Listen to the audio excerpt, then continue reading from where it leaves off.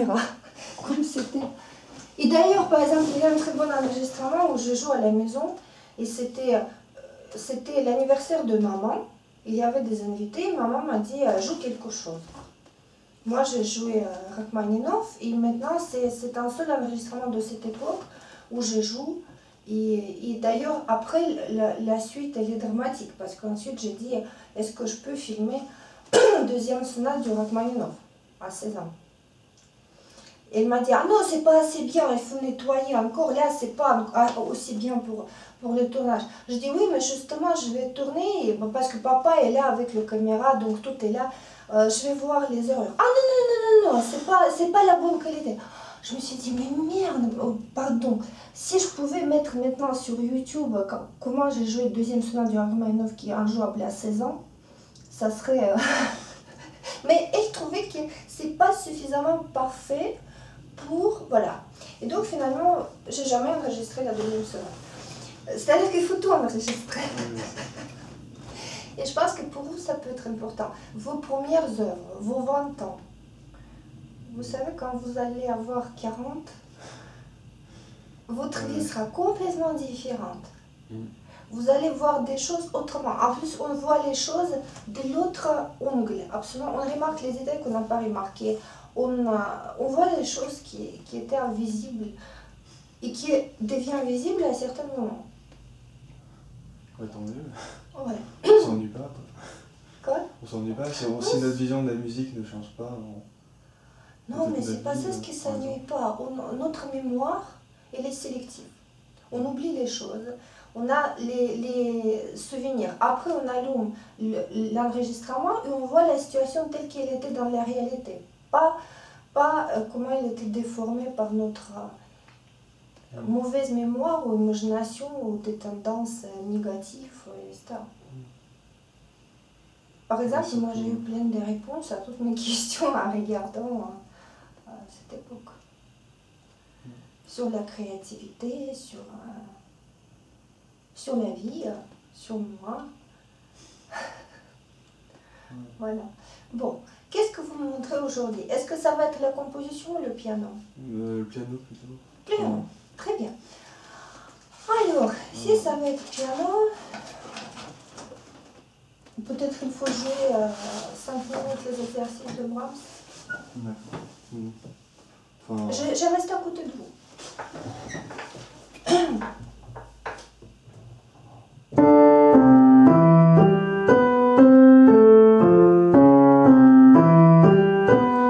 Regardez. Vous faites des gestes avec des épaules, de coudes, pardon. Tandis que ça doit être l'inverse. C'est-à-dire qu'à partir, tout le bras, il est complètement détendu. Par contre, les doigts travaillent. Chez vous, les doigts ils sont un petit peu feignants, tandis que le bras, il récupère le manque d'effort dans les doigts. Oh, voilà. Et quand vous descendez, c'est le même effort que la montée.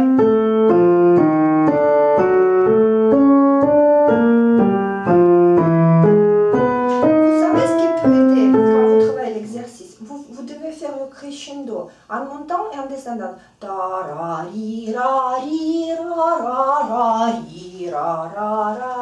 C'est un petit peu exagéré, mais ça vous assure un effort ici. Le doigt qui se lève, d'accord?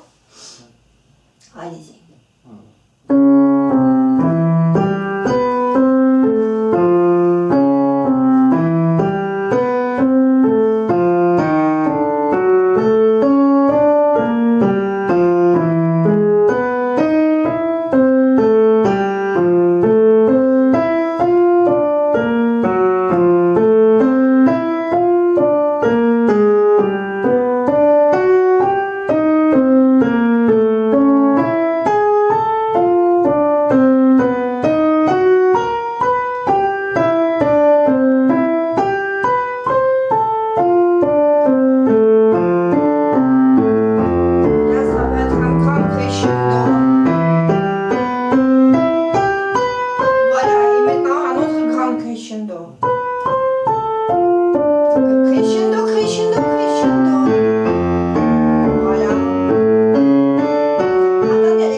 juste vous expliquer une chose.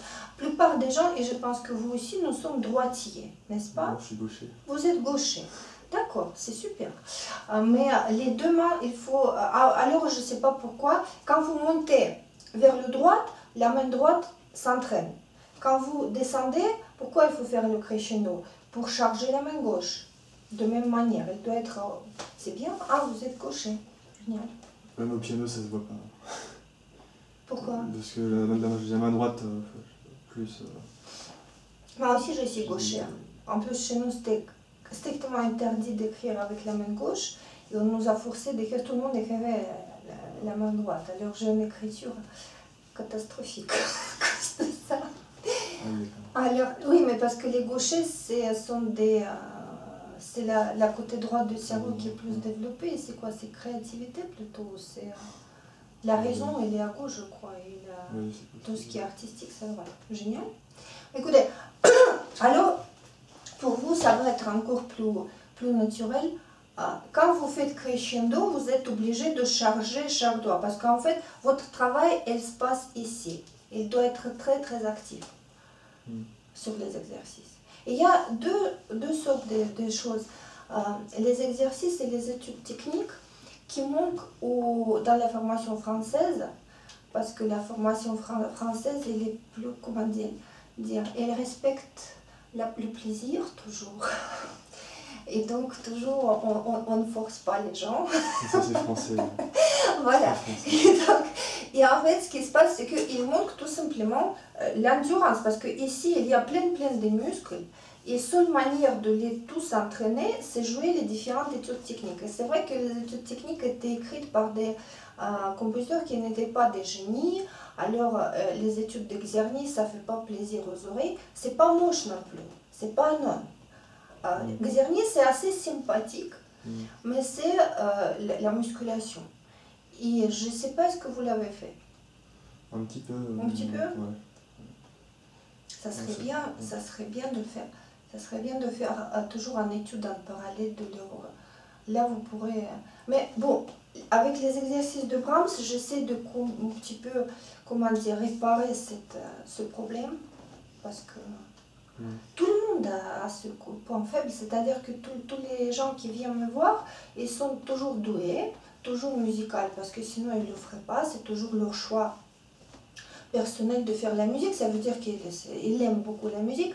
Mais côté transpiration et fatigue et charge physique qui est dans chaque activité comme ça. En plus, on est très heureux par rapport à violonistes et violoncellistes parce que nous n'avons aucun problème. Vous appuyez la note, elle est là. Vous ne devez pas la chercher. Vous ne devez pas vous entraîner pendant 3 ans sur une corde vide pour que ça sera vraiment le son et pas quelque chose comme ça. Donc on joue direct. Mais les mains, elles ont besoin de préparation. Absolument. Donc moi j'ai déjà répété plusieurs fois que quand vous travaillez, même si vous avez les idées de composition, même si vous jouez votre morceau préféré, consacrez 15 premières minutes que à échauffement et préparation et développement des musculaires. C'est très peu, 15 minutes. Mais si vous le faites tous les jours, au moins c'est mieux que rien. Mais n'en faire pas du tout, c'est vraiment... ça veut dire qu'après, dans n'importe quelle œuvre, vous serez toujours coincé devant une moindre difficulté technique. Et quand vous êtes quelqu'un qui préfère de jouer la musique romantique de répertoire de concertiste, c'est-à-dire que le compositeur, il prend plus en compte le niveau de difficulté. Là, vous devrez être vraiment préparé. Moi, je ferai à votre place même 30 minutes. Je pense qu'il vous faut, par exemple, faire un stage. Disons que c'est un stage. C'est-à-dire que vous faites tous les jours 30 minutes les exercices de Brahms, les exercices que vous avez déjà, je vais vous donner d'autres exercices, etc. Pendant, par exemple, 3 mois. Vous vous fixez 3 mois, 30 minutes par jour, les exercices. Et après, vous faites l'œuvre de la composition. Vous allez voir la différence. C'est comme faire les abdominaux tous les jours, pendant 3 mois. Ça change complètement. vous vous sentez différemment, vous maîtrisez différemment, ça n'a rien à voir. Et vous n'allez plus avoir votre problème de refroidissement des mains. Les mains qui sont bien chauffées, elles restent chauffées 24 heures. Et les Vous ne voulez pas qu'on essaie ouais, comme ça? Ouais. Et les concertistes, quoi. Ils s'échauffent comme ça aussi, beaucoup? Absolument, les concertistes, ils s'échauffent. Ouais. C'est la première chose à faire. Ils y passent combien de temps par Pardon? Ils y passent combien de temps par là? D'échauffement? Ouais. Ça dépend de la personne. J'ai une copine, moi j'étais très étonnée, une copine violoncelliste qui s'échauffe 5 heures. Parce qu'elle a des problèmes d'échauffement. Parce que c'était chez moi, elle travaille chez moi et j'essayais d'intervenir au bout de 5 heures pour lui proposer une tasse de thé. Et elle m'a répondu qu'elle vient de se réchauffer et maintenant c'est pas le moment de laisser refroidir les muscles, il faut travailler. Et il y a les autres qui passent une demi-heure, mais tout le monde s'échauffe. Parce que sinon c'est la tendinite, sinon c'est tous les danseurs aussi. J'ai fait un projet avec, c'était un ballet de Berne, je crois. Et donc j'ai passé pas mal de temps dans le théâtre parce qu'il y avait des répétitions. Et j'arrivais, il y avait toujours les danseurs allongés par terre, partout, 40 minutes avant le début de la barre, parce qu'après c'est la barre. Mais avant la barre, ils sont tous par terre en train de s'étirer de façon très concentrée, donc ils tirent très progressivement pour ne pas arracher quelque chose. Et donc l'étirement, tout ça, après ils passent à la barre, tous. Et après seulement, il y a la répétition de leur spectacle en cours. Et c'est tous les jours. Et après, quand j'ai travaillé à Bâle,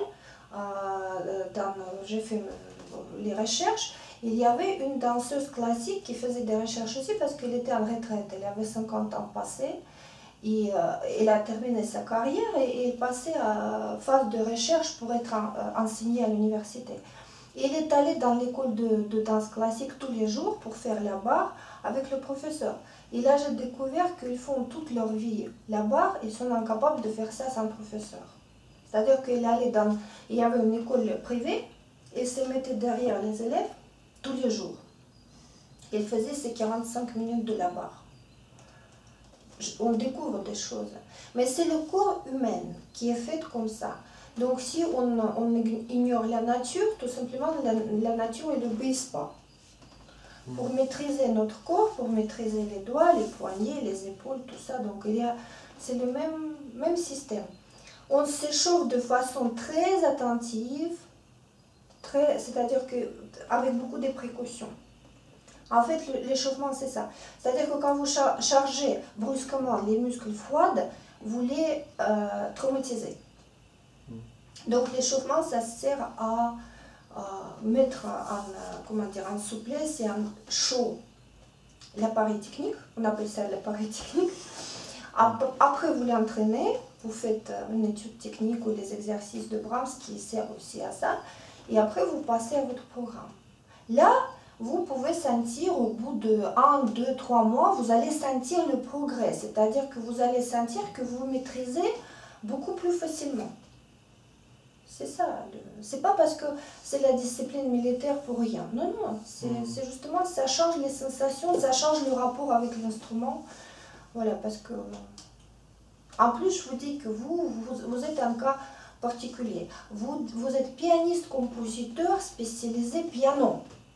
Donc, vous devez vraiment maîtriser toutes les techniques, voir tous les styles des compositeurs pour ne pas être limité ni dans votre possibilité technique pour réaliser vos projets, ni dans votre imagination. Voilà. C'est pour ça que je travaille avec vous de façon si sérieuse. Pas comme avec un amateur. Avec un amateur, on peut dire oui, oui, c'est gentil, c'est bien, continuez comme ça. Revenez la semaine prochaine. Oui, je me rends compte tous les jours. Enfin. Quoi? Je me rends compte un peu tous les jours aussi. Des choses, des limitations techniques, ils sont toujours là pour mettre des bâtons dans les roues quand j'essaie de trouver des choses. Mais ça part avec l'habitude, ça part avec une bonne stratégie de travail et avec la patience.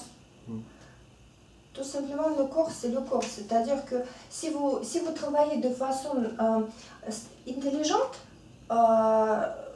les difficultés vont disparaître, c'est inévitable, parce que le corps, il obéit, ça marche. Quand la stratégie est bonne, ça marche. Quand il n'y a pas de stratégie, il n'y a pas de progrès. Ok? Bon, alors, vous m'avez montré le premier exercice. Rappelez-moi, vous jouez combien d'exercices? Je jouerai ceux qui travaillent. Avec les doigts bloqués? Bloqués. Avec tous les 5? Oui, enfin, ouais. Ça fait pas trop. C'est vrai que... Comment? Il y a 5 doigts. Lundi, mardi, mercredi, jeudi, vendredi. Vous pouvez faire ça, par exemple. Vous pouvez entraîner un doigt par semaine, par jour. Le problème, c'est que parfois, je peux pas jouer tous les jours, en fait. Ah bon? Ouais. Même 15 minutes? J'ai pas le piano chez moi, en fait. Donc, faut que vous n'avez pas le piano chez vous? Comment ça se fait? En fait, je vais travailler sur le piano de l'école. Oui. Et souvent, il est pris. Ah, il n'y a pas de... En fait, la salle est prise. Parce que... En ce moment, on est en train de s'arranger. Oui, en ce moment, on est en train de s'arranger pour libérer les horaires, mais c'est un peu compliqué. Écoutez, vous êtes heureux. Votre génération, elle est heureuse parce que votre génération, elle est, elle est entourée par des gadgets qui n'existaient pas à mon époque. J'ai passé à côté de ma résidence universitaire où j'ai vécu quand j'étais étudiante. Et je voulais rentrer pour me rappeler comment c'était. Donc je rentre et la première chose que j'entends, c'est qu'il y a quelqu'un qui joue dans la chambre sa propre musique, parce que c'était sûr que c'est un compositeur, parce qu'il joue, il s'arrête, il corrige, etc. Et donc c'était dans le même couloir où était ma chambre. Et je me suis dit, mais qu'est-ce qu'il est heureux, parce que moi, à mon époque, il n'y avait pas ce genre de piano, et j'étais obligée d'aller à l'autre bout de Paris pour des répétitoriums. Les répétitoriums, c'est fermé à 18 h, et moi j'avais des cours jusqu'à 17 h. Donc pour moi, avoir une réservation, c'était... La galère, je n'avais presque jamais. Quand j'étais à l'ERCAM, je savais tous les jours que je perds mon appareil technique parce que je n'ai pas l'endroit où travailler. Et lui, maintenant, il s'est mis un truc comme ça. Donc, quand il n'y a personne dans la journée, il joue en plein son. Si le soir, les gens rentrent, hop, il branche le casque et tout. Moi, j'ai resté devant sa porte 20 minutes en train de penser à tout ça, à dire que j'ai signé trop tôt. Donc, moi, je vous conseille, si vous avez ce genre de problème, achetez un truc comme ça. Il est vendu dans le magasin auquel je pense, à côté du Conservatoire de Paris. Ils font 10 fois sans frais. Alors j'ai déjà un bon piano chez moi, c'est pour ça. En fait, j'en joue surtout le week-end. Du coup, je compense en fait. Le week-end, je joue beaucoup de piano. Ils ont les roulants, comment ils s'appellent? C'est pas les roulants, il y a une autre marque qui est moins chère. Ils ont des trucs pour des études. Papa, ça c'était le meilleur. Mais ils ont des choses beaucoup moins chères, quelque chose comme 300 €, 400 €. Vous allez avoir le clavier pour entraîner les doigts. C'est pas une grande dépense, c'est beaucoup plus petit, c'est juste ça. Il n'y a pas tout ça, c'est juste comme ça. Ça prend pas de place. Parce qu'il y avait un pianiste, il y avait un pianiste qui était Rudolf Kehrer. C'était un très très grand virtuose. Et comme il était d'origine allemande, pendant la guerre, il était envoyé direct au camp de concentration par ses origines. Ça existait à l'Union soviétique parce que tous les Allemands étaient considérés comme des espions allemands. Et il a pris une planche de bois, il a dessiné le clavier, il s'entraînait après les travaux, parce qu'eux, ils ont travaillé, ils ont coupé les arbres. Et lui, en rentrant, il travaillait sur cette planche. Et quand il est sorti des camps de concentration, il donnait des concerts. Il restait concertiste. Donc vous n'avez pas besoin de planche de bois, vous pouvez avoir quelque chose. Mais les doigts, ils ont besoin d'entraînement. Si c'est tellement sérieux chez vous, il faut quand même se plier aux règles. 15 minutes par jour. Moi, je suis en train de vous convaincre comme si c'était quelque chose d'impossible. Bon, alors, donc, un doigt par jour, oui. Oui, oui. Voilà, et après vous pouvez, je sais pas, faire, je vais vous donner d'autres exercices et on va remplir 2 autres jours par d'autres exercices. Vous avez 20 ans, bientôt, la croissance elle est déjà terminée, mais il reste encore de la souplesse. 2-3 ans après, pour avoir le même résultat que maintenant en 15 minutes, vous allez avoir besoin de 2 heures par jour. Vous voyez, c'est mathématique. Donc il faut faire maintenant. Allez-y, je vous écoute. La dernière fois, on avait travaillé pour les préludes. Oui. Donc j'ai travaillé. Oui. Je vous écoute.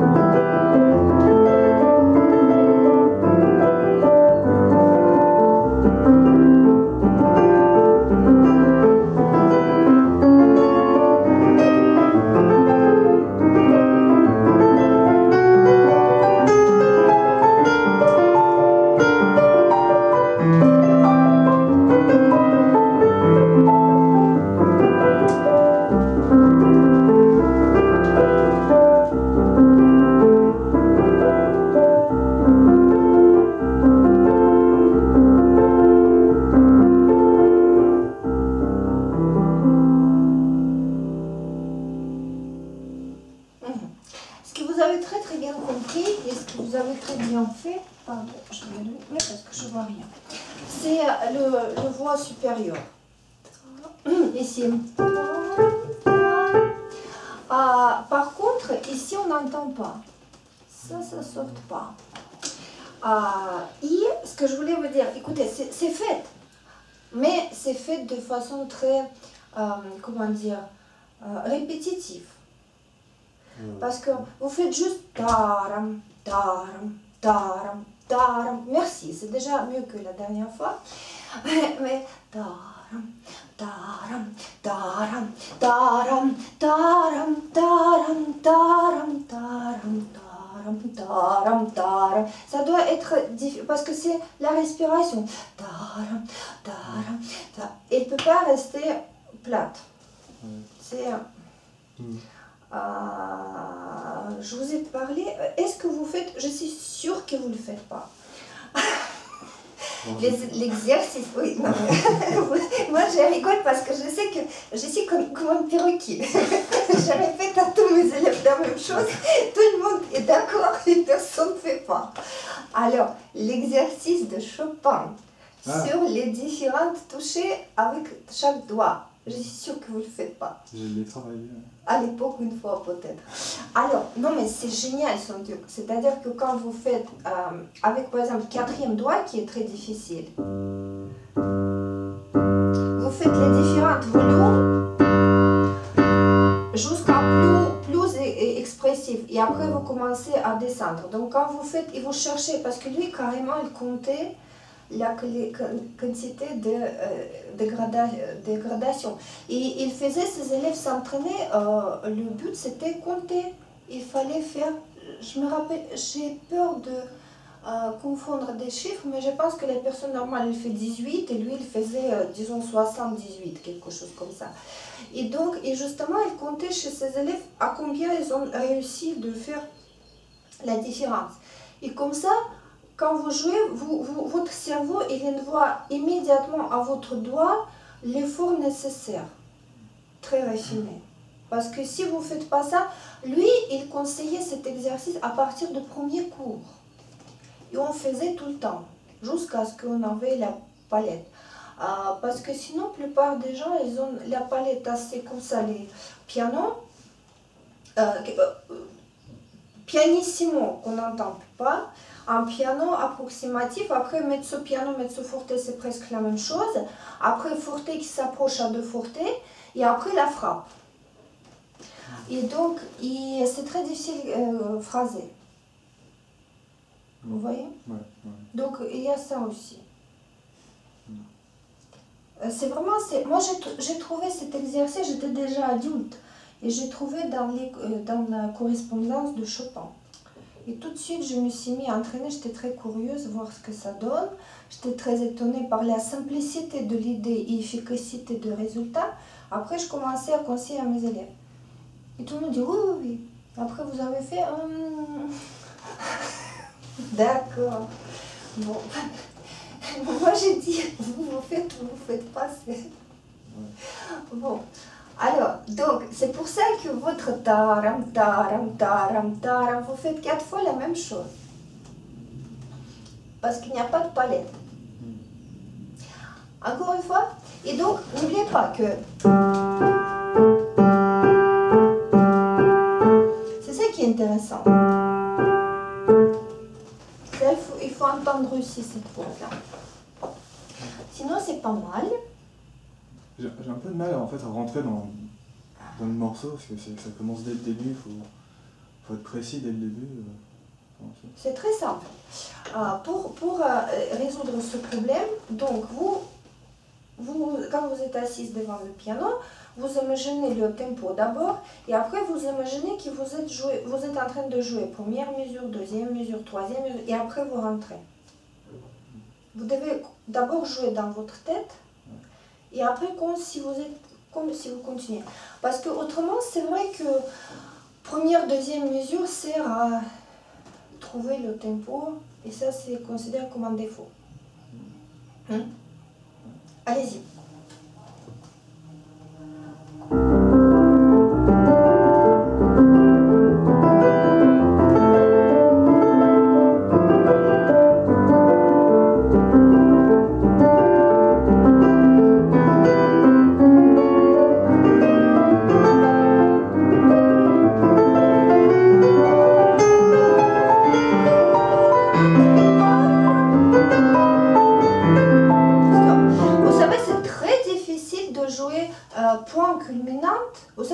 Point culminant dans l'œuvre. C'était l'obsession du Rachmaninoff, point culminant. C'est-à-dire qu'il y a développement, et après il y a le sommet, et après le sol, qui est le plus fort, le plus important. Et après tout descend. Et donc, une fois, j'ai oublié quel grand musicien racontait cette histoire, quand Rachmaninoff joue le récital, le public applaudit, crie bravo, etc. Et le musicien s'est trouvé en coulisses. Et Rachmaninoff revient de scène avec le visage complètement comme ça. Et l'autre il dit, maître, mais c'était tellement génial, pourquoi vous avez l'air comme ça? Il dit, j'ai déplacé le point culminant. Et c'est... Donc en fait voilà. Oui, et après quand j'ai lu ça, j'ai commencé à voir que vraiment dans toutes les œuvres de Rachmaninoff, il y a un point culminant qui est vraiment le sommet. Et alors ici il fait un truc très difficile parce qu'il confie point culminant au doigt qui est le plus faible, le 5e. Donc il faut que vous appreniez de placer votre poids sur le 5e. Le 5e il doit être très solide, il ne doit pas s'allonger, il doit être comme ça, il doit supporter tout votre poids. D'accord? Essayez de faire, parce que votre point culminant c'est ça. Et il ne faut pas le déplacer, c'est la note la plus importante dans le morceau, ça. C'est vrai que c'est la position aussi qui veut que c'est plus dur. Oui, il ne prenait jamais en compte les difficultés. Trouvez la sensation de... Quand vous, d'abord que le 5e doigt. Trouvez la position dans laquelle vous sentez que tout votre doigt il est placé sur le 5e doigt. Comme un pied. Ah oui, mais il est allongé le vôtre. Voilà. Voilà. Oh, ça, voilà. Maintenant, détendez le bras. Il faut que vous trouviez pour la vie, parce que vous allez avoir toujours besoin de ça. Vous devez avoir la sensation que vous pouvez presque faire des pompes sur le 5e doigt. Voilà, taram, taram, tarata. Et donc, il y a deux choses. Première chose, on entraîne la phase de quand vous placez tout votre poids sur le 5e doigt. Et deuxième phase, c'est avant de faire ça, il faut l'amplitude. Parce que vous savez que notre force, c'est l'amplitude et le poids. C'est-à-dire que l'amplitude et le poids, ça tombe de haut. Oh, je vais me briser complètement la peau comme ça. Donc, on tombe de haut et sur une construction très solide avec tout notre poids. C'est compliqué, mais le problème avec Rachmaninov, c'est qu'il s'amuse souvent de faire ça. Donc, on est obligé d'apprendre une fois pour toujours. D'accord? Donc, vous allez travailler cette note avec ce doigt séparément. Ok? Maintenant, je voulais parler d'autre chose. Vous comprenez très très bien comment se développe la musique ici. C'est-à-dire taram, taram, taram, taram, taram, taram, taram, taram. Ça vous fait très très bien. Le problème, c'est que votre main gauche, il ne vous aide pas. Parce que le schéma est le même. Ici, il n'y a pas d'accompagnement. Donc,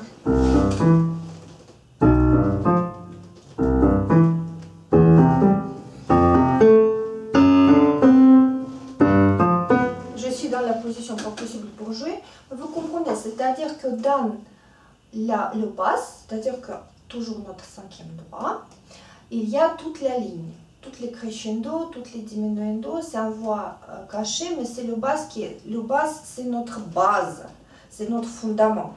Si le basse est faible, la construction s'écoule. Donc, vous voyez, chez. Pourquoi j'ai dit Rachmaninov si c'est Chopin? Ah, parce que je parlais du Rachmaninov. Ok, de point culminant. Ok. Parce que l'idée c'était point culminant. Donc chez les virtuoses, pianistes comme Liszt, Chopin, Rachmaninov, tous les 5 doigts avaient la même force. Alors quand ils se mettaient à composer l'œuvre concertiste pour eux-mêmes, ils disaient plus que ça il faut éviter parce que c'est difficile. Donc vous allez entraîner le 5e doigt ici. Surtout, toute la construction elle est basée sur le 5e doigt là. Ça c'est à la fois le problème technique et à la fois le problème musical. Donc,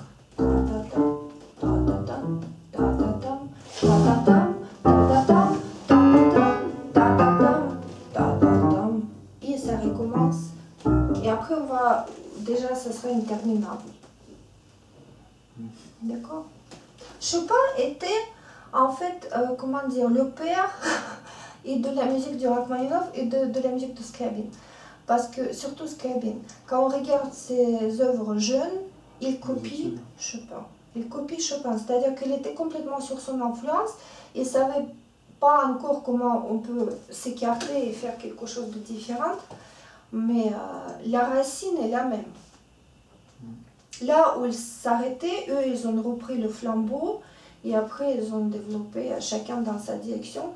Scriabin dans la direction des nouvelles harmonies, presque 24, presque, comment dire, dodécophonie.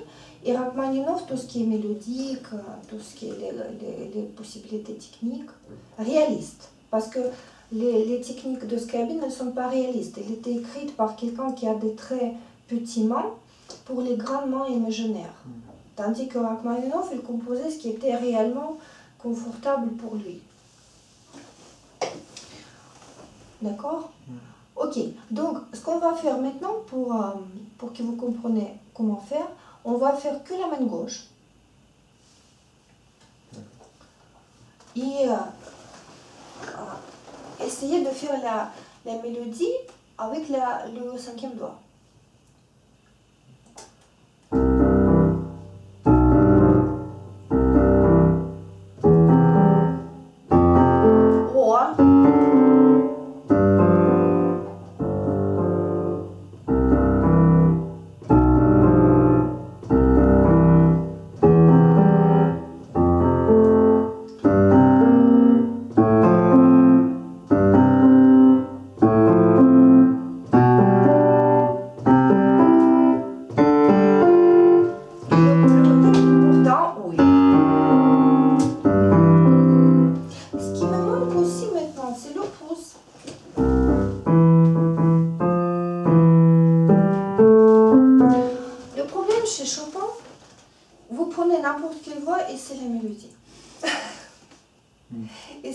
toujours beau et on peut toujours jouer ça séparément. Et en fait, je ne sais pas si vous avez remarqué que chez Chopin, si vous allez jouer que la main gauche, c'est déjà tellement joli qu'on peut se limiter à ça.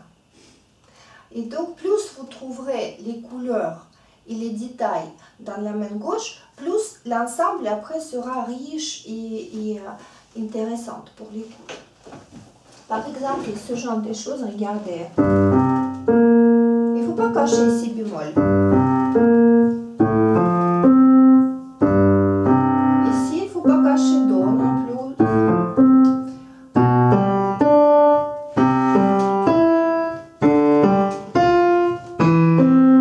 Est-ce que vous sentez que si on joue et on écoute, vous êtes obligé de faire crescendo? Parce que la musique elle-même vous provoque à faire le crescendo. Donc il faut, quand vous jouez, il faut que vous oubliez la dimension de vitesse complètement. Et que vous mettez à la place de la vitesse l'écoute. Comme si vous regardez, je sais pas, vous avez eu à l'enfance kaléidoscope, non? Vous n'aviez pas, oui, nouvelle génération, ce sont des trucs de vieux. Kaléidoscope, c'était dans mon enfance, et c'était une tube comme ça. Et il y avait des miroirs qui étaient placés comme ça. Et à l'intérieur, on mettait des verres cassés, des couleurs ou de perles, voilà. Et donc, en fait, elle s'est placée quand on tournait le kaléidoscope, donc les perles se déplaçaient, et à cause des miroirs, n'importe quelle position de perle créait une fleur. Et les enfants s'amusaient contre la lumière, tournaient comme ça kaléidoscope et observaient ces dessins complets. Chaque fois c'était nouveau, chaque fois c'était absolument imprévisible et très joli. Et c'était notre jouet de notre génération, dans notre pays. Chez vous, ça correspond à vos grands-parents, je crois, ou peut-être arrière-grands-parents. Non, mais c'est une très ancienne chose qui date d'avant l'époque technologique. Et alors, ici c'est pareil, c'est-à-dire que c'est un kaléidoscope. Il fait 3 notes. Mais toutes les positions qu'il trouve, chaque fois c'est absolument nouveau. Et vous devez, comme un compositeur spécialisé sur le piano, écoutez bien ce qui se passe, profitez bien et appréciez bien. La vitesse, ça ne vous concerne pas. La vitesse, c'est quoi? Ça vient tout seul. La vitesse, c'est quand on prend l'habitude, on se sent à l'aise, on peut courir. Quand on boite, on ne court pas même si on a envie. D'accord? Allez-y, la main gauche, et profitez de toutes les belles détails que vous pouvez trouver. D'accord?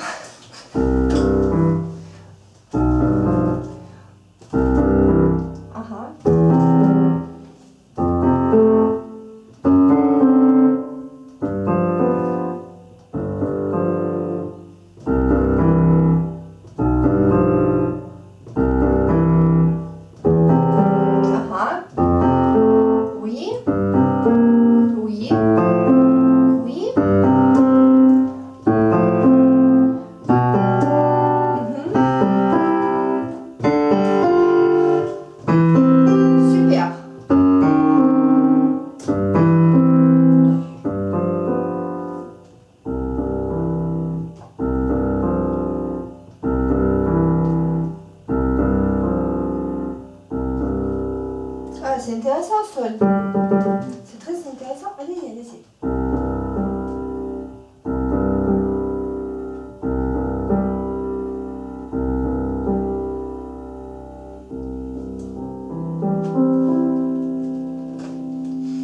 Super, super. Maintenant, on va revenir. Quand vous allez composer les autres œuvres, essayez aussi de faire, c'est très amusant, de vous limiter en durée parce que vous faites des développements, etc.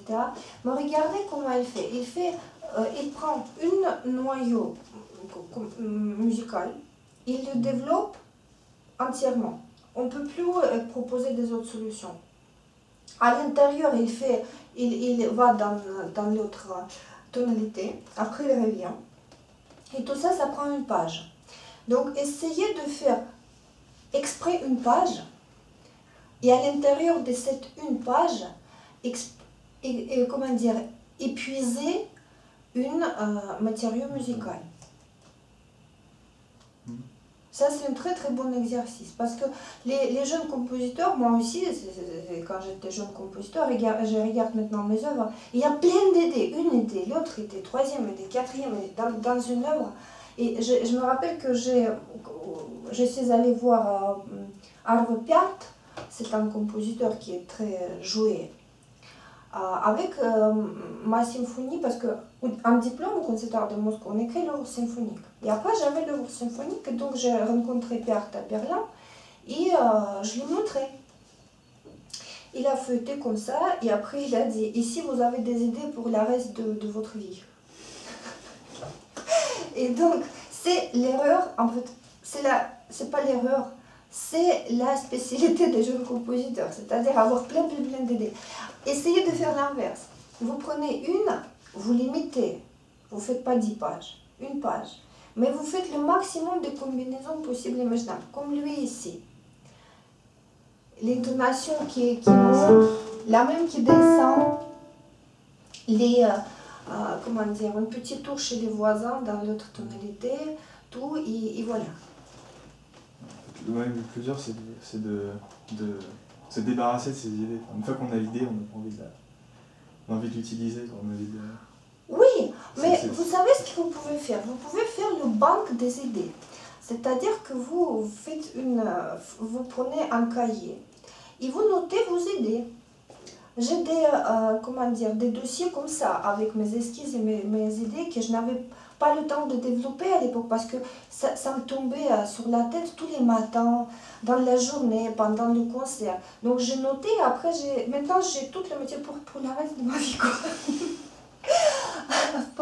Et donc vous pouvez d'un côté noter les idées et d'autre côté développer, mettre en forme parfaite une.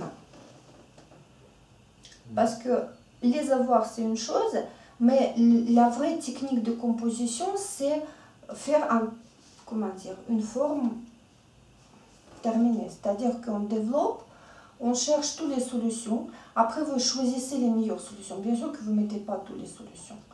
Et donc, et voilà. Et vous l'épuisez.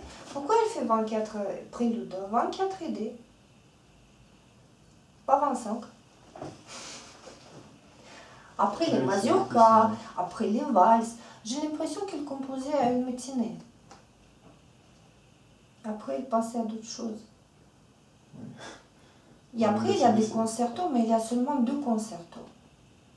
C'est tout. Toutes ces œuvres, elles sont très homogènes. Sinon, à la limite... C'est vrai qu'elles sont courtes en durée. Oui. Les études, elles sont assez longues.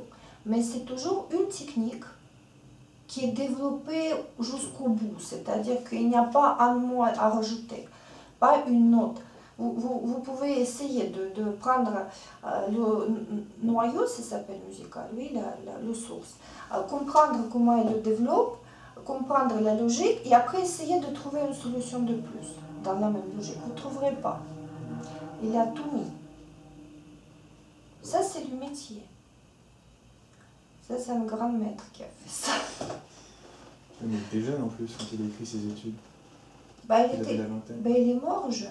Il était mort. Il avait 32 ou 34, je ne me rappelle plus. Parce que je confonds peut-être avec Schubert. 1810-1849. 39 ans. 39 ans, vous imaginez? Schubert, c'était 34, je crois. Mozart aussi, il ne vivait pas très longtemps. À part Liszt, c'était pas un métier qui prolongeait la vie. Bon. Oh oui. Non, mais les compositeurs russes aussi, il y avait ceux qui ont vécu longtemps, mais il y avait ceux qui étaient... Oui. Ça dépend du caractère. D'ailleurs, ça se voit dans la musique. Alors, qu'est-ce qu'on a d'autre aujourd'hui? Si on a le temps. Nicolas n'appelle pas. En fait, je voulais jouer d'autres choses. Je voulais jouer ce prélude. Ça, c'est génial. J'entends. Ça s'appelle Prélude de la pluie. Il y a un autre prélude. Ça demande un toucher particulier ici. C'est-à-dire que quand vous allez jouer ce prélude, les accords, donc vous prenez l'accord et vous gardez le contact avec la touche. C'est-à-dire que vous soulevez, vous appuyez, mais il ne faut pas perdre le contact. Et ça marche sur le pédale parce que ça doit être très doux. C'est-à-dire que c'est le clavier qui repousse la main et la main revient, en fait c'est en contact avec le piano. Parce que sinon ça va briser, parce que c'est ta comme ça. On n'a pas brisé cette ligne, c'est cette technique qu'on utilise. Et en plus, c'est pas 8, c'est ta. C'est comme effet de balle de ping-pong. C'est-à-dire qu'avec chaque frappe suivante, ils perdent l'énergie. Donc ta. Surtout pas ta, bam. Ça va tuer tout. Voilà. Donc prenez ça en compte tout de suite avant de déchiffrer parce que sinon après ça va être difficile à... Et donc en fait ce qui est très important dans ce prélude aussi, c'est que vous devez avoir deux parties de corps complètement séparées parce que la main droite elle chante de façon expressive et la main gauche elle est toujours sur la surface des touches à faire un geste vertical et ça c'est horizontal. Donc vraiment il faut une coordination des gestes, pourtant ça a l'air hyper facile. Voilà. De premier view. Non mais ça, j'ai déjà déchiffré. Vous avez déchiffré? Bon, on va voir. Allez-y.